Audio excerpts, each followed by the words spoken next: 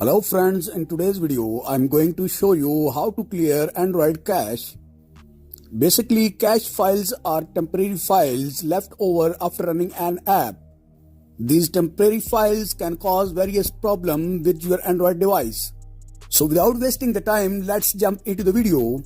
For clearing Android cache, open your phone settings.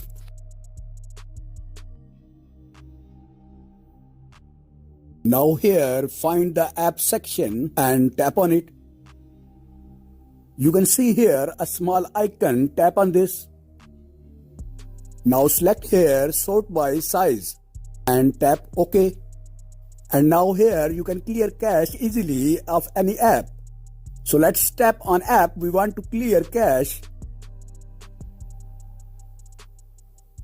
And here we found an option of storage, tap on storage. As you can see, 7.3 MB cache here. So let's tap on clear cache.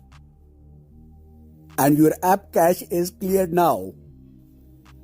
You can do it one by one to make your phone work smoother. Thanks for watching. If you like my video, so please subscribe my channel. See you next video. Till then, goodbye.